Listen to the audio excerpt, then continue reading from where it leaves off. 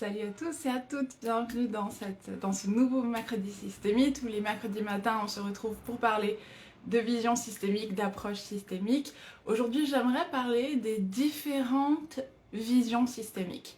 Parce que c'est vrai que quand on parle de vision systémique sur ce live, on va avoir tendance à parler de constellation familiale. J'aimerais qu'on aille plus loin.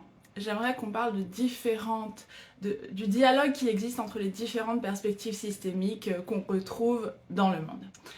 Avant de me lancer, je m'appelle Janaïna Gallego, je suis avec Laura Matteo, la créatrice. Nous sommes les créatrices d'une technique d'hypnose systémique et nous formons à l'approche et vision systémique.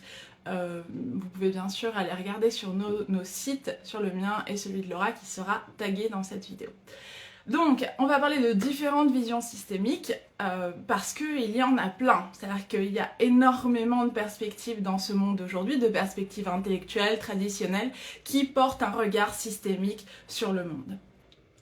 On va trouver ça par exemple dans tout ce qui est lié au travail sur les parts de soi.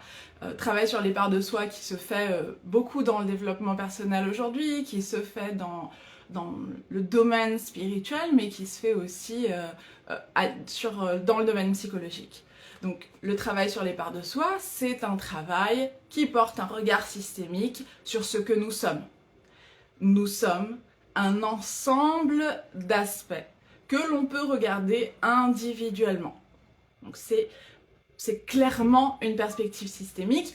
Si on va dans la psychiatrie et si on parle de TDI, donc le trouble dissociatif d'identité, on va parler de système. Les personnes qui souffrent de TDI, et j'ai fait une vidéo, je crois que la première s'appelle TDI et systémie, les personnes qui souffrent de TDI, elles reconnaissent en soi une fragmentation. Elles vivent l'expérience humaine à partir d'une fragmentation. Chaque élément, chaque partie alter ego que cette personne reconnaît en elle a un rôle à jouer dans son système interne. Et donc ces personnes-là se décrivent comme des personnes qui ont un système interne. Elles parlent de soi comme d'un système. Nous, le système. Donc en psychiatrie, on va avoir cette perspective systémique, ce regard finalement systémique, parce que dans le traitement, dans le travail avec ces personnes, on a besoin de reconnaître, ce qui est très intéressant, on a besoin de reconnaître la place de chaque alter ego et de reconnaître que pour chaque alter ego, on puisse reconnaître que chaque alter ego puisse reconnaître son appartenance. C'est-à-dire que chaque alter ego a un rôle dans ce système, chaque alter ego a une place dans ce système, mais ils font tous partie d'un ensemble. Ils font tous partie de quelque chose qui fonctionne en commun. Et le rôle de chacun, ce que chacun fait, a un impact sur tous les autres. Et donc c'est sur ça qu'on va, en psychiatrie, on va explorer le travail avec ces patients qui souffrent de TDI. En psychologie, on va avoir tout ce qui est... Alors il y a le travail des parts, clairement, qui se fait aussi en psychologie. On a aussi une perspective qui s'appelle système familial interne. Alors je crois que ça s'appelle comme ça, c'est un nom en anglais. Clairement, l'idée c'est que nous avons à l'intérieur de nous un système familial. Et donc, on va explorer ces différents aspects de nous dans lesquels on va retrouver les différents rôles d'un système familial. Donc là encore, on a une perspective systémique de l'être humain. Mais on peut aller plus loin. On peut aller plus loin, par exemple, quand on va parler de chamanisme. La perspective chamaniste est une perspective systémique, parce qu'elle comprend que les éléments de ce monde sont connectés et le rôle que chacun prend, ce que chacun fait, chaque élément, l'impact que chaque élément a une répercussion dans tout le système. C'est-à-dire que chaque élément du système est important et chaque élément a un impact sur tout le reste. Donc là encore, on va avoir une perspective systémique. Pour aller dans quelque chose de terre à terre, l'écologie a une perspective systémique. Là, c'est très simple, mais c'est intéressant de prendre l'exemple de l'écologie parce que c'est une perspective systémique avec laquelle d'abord on est beaucoup plus proche parce que dès qu'on est enfant, on va parler à l'école d'écologie.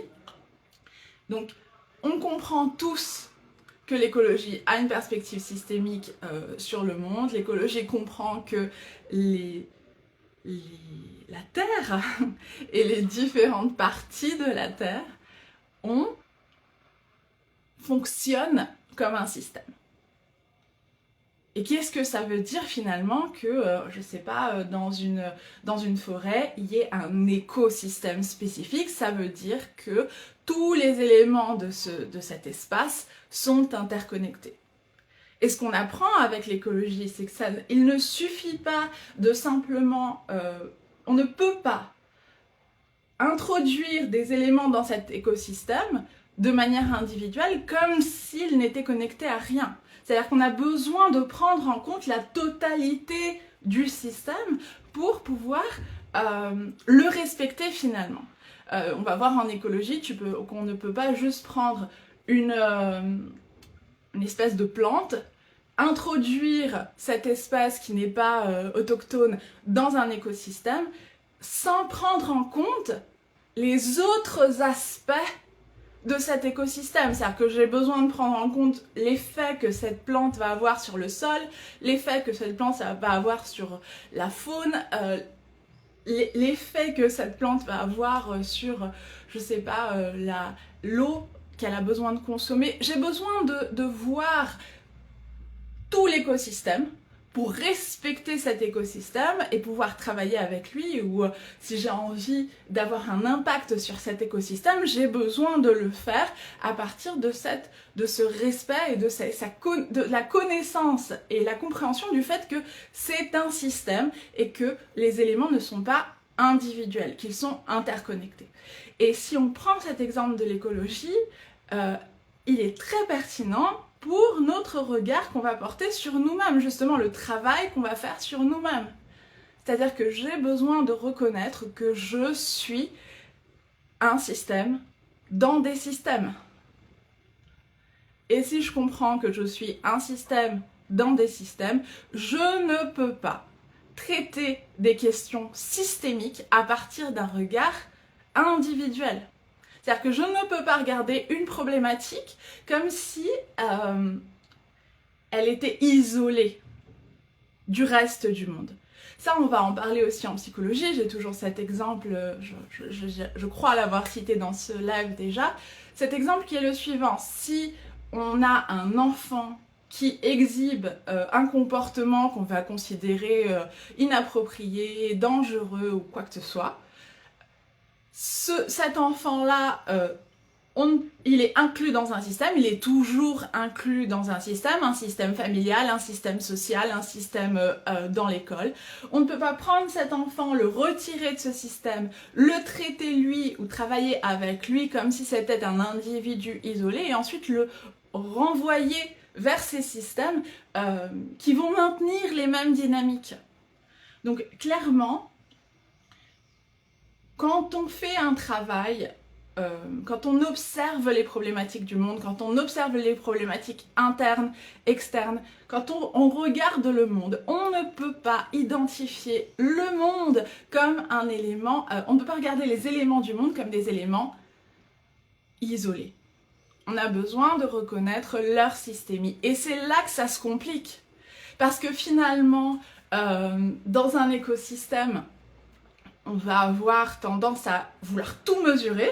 Donc vraiment dans cette optique, on a une envie de contrôle qui est très grande. C'est-à-dire que, ok, je vais tout mesurer, je vais connaître le sol, je vais connaître exactement toutes les plantes, je vais connaître les animaux. Comme ça, je vais être sûre d'avoir un contrôle sur ce que je peux faire ou ne pas faire dans ce système.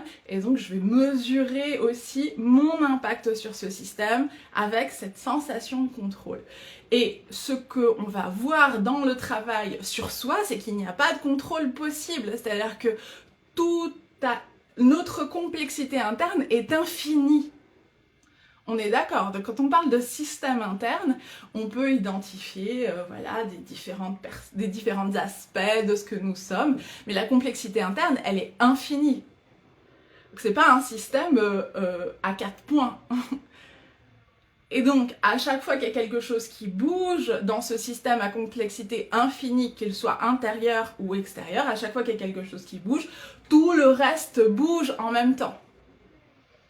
Et alors, on peut en arriver à avoir peur d'avoir quelconque impact sur nos systèmes intérieurs ou extérieurs parce que nous avons peur de l'impact qu'il va avoir.